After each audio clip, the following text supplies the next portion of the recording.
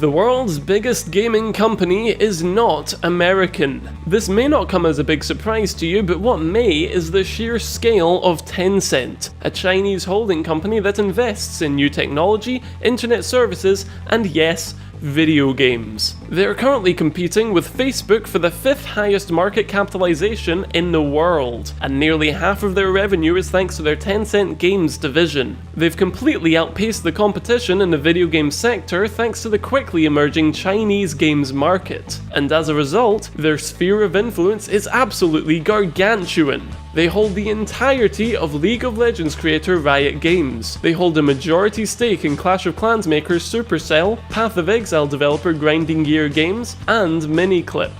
They hold 40% of Epic Games shares and other minority shares in the likes of Activision Blizzard, Ubisoft, PUBG Corp, Paradox Interactive, Robot Entertainment, Frontier Developments, and a slew of mobile devs and South Korean game companies. They also control a majority of the Chinese games market, with numerous massively successful games in the region. Despite their prevalence in the industry, they don't draw much attention to themselves, receiving only the occasional mention in games media. So, how did they manage this?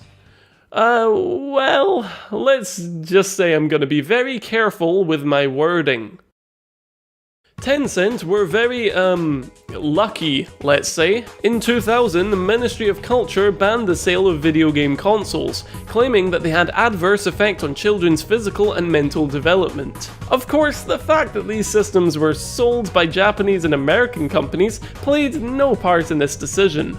The following year, the online gaming industry took off in China, growing so rapidly that it couldn't be ignored. As the average wage was so low and infrastructure so poor, home PCs were uncommon, and internet cafes became the norm. This, coincidentally meant that the government could closely monitor what games were being played by their citizens. The console ban would be lifted in 2015, but by then, online gaming dominated the industry almost entirely, and those intervening years were crucial for Tencent's success.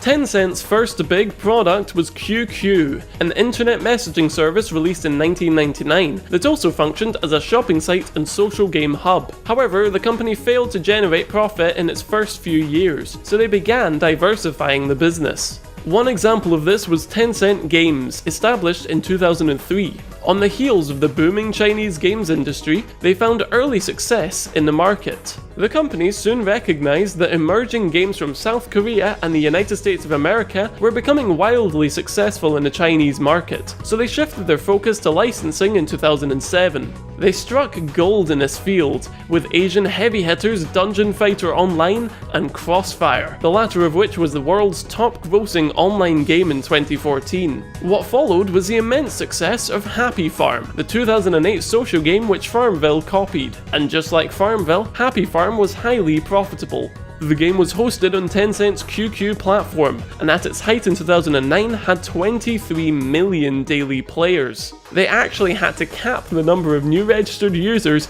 to 2 million a day. That's just how successful it was.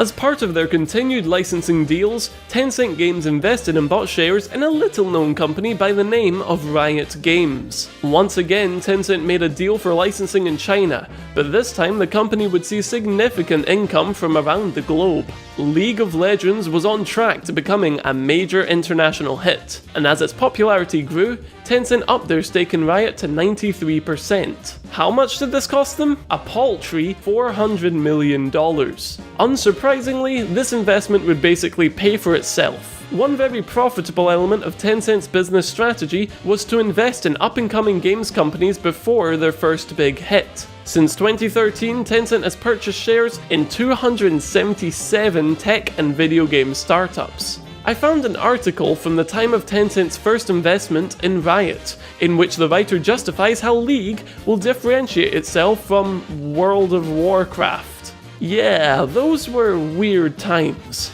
The ludicrous success of League saw Tencent at the forefront of the esports wave, with significant footing in the Western games market. They would later purchase the remaining 7% of Riot in 2015, and I imagine it cost nearly as much as their 93% did back in the day.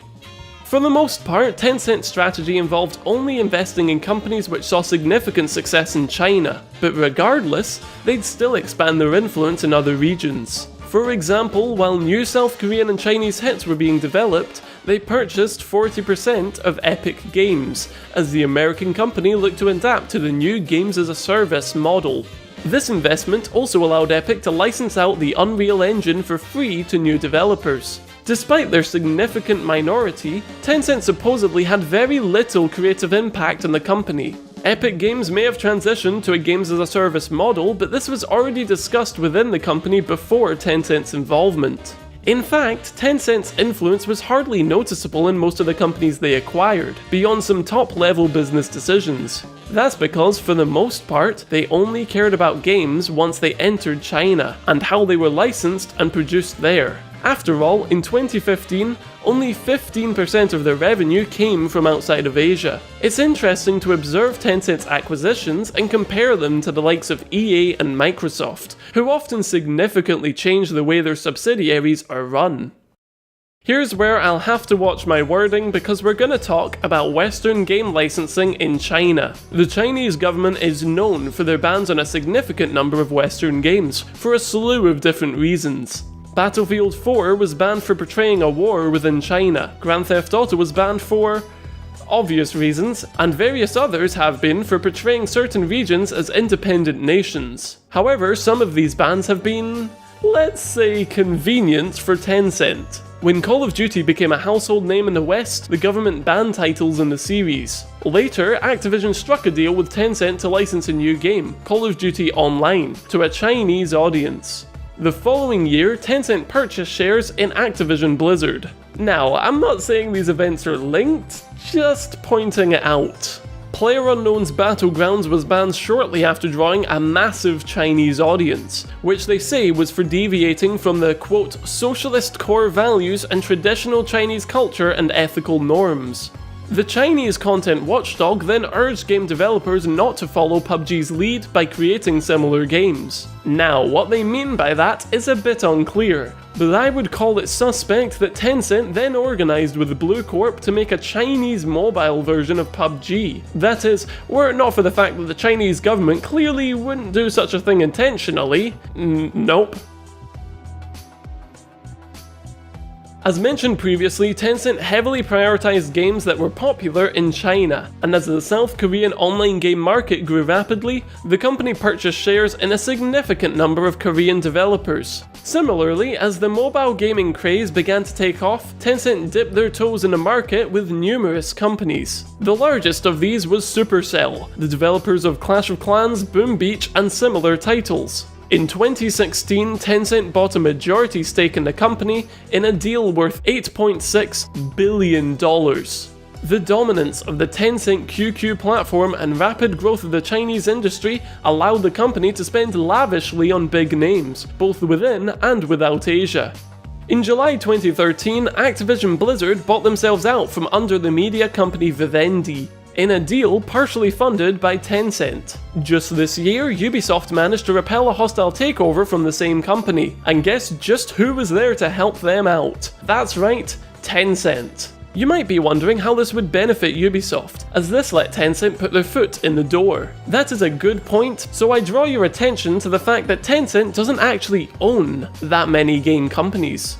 Sure, they have Riot and Supercell, but most of their investments are minority bids, and small ones at that. 5% of Paradox Interactive, 9% of Frontier Developments, things like that. Keep in mind that Tencent is a holding company, and they ideally don't want to be responsible for generating profit, but rather simply reap the benefits of investment. This means that many game companies welcome Tencent's investments, allowing them an easy in to a variety of revenue sources.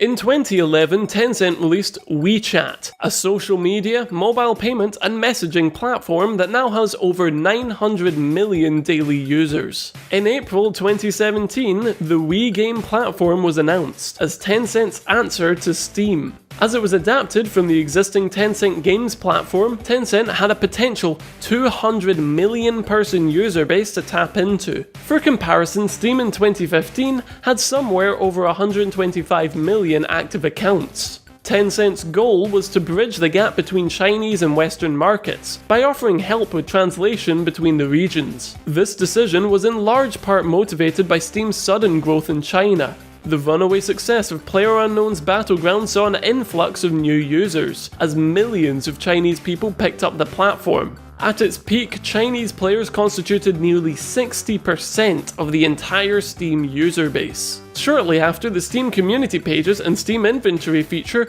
were blocked in China, and the Chinese Steam player base shrunk significantly. In response, Valve announced a specialized Chinese version of Steam. Tencent have begun to push their platform worldwide, and we may finally be seeing some genuine competition to Steam. The recently announced presence of Fortnite on the Wii game platform helps to reinforce this sentiment. The influence of Tencent on the games industry cannot be overstated. In 2017, the Chinese games market was valued at $27.5 billion. Tencent has profited from this rapid expansion and some good fortune as a result of the Chinese government, and soon became the first Asian company to be worth over $500 billion in market capitalization. A significant share of their revenue is thanks to their games department, which has completely outstripped the competition in recent years. Tencent is estimated to hold around 13% of the entire games industry. If you're observant, you may have noticed that Tencent profit directly from both sides of the Fortnite PUBG spat, one of the most expensive rivalries in the industry.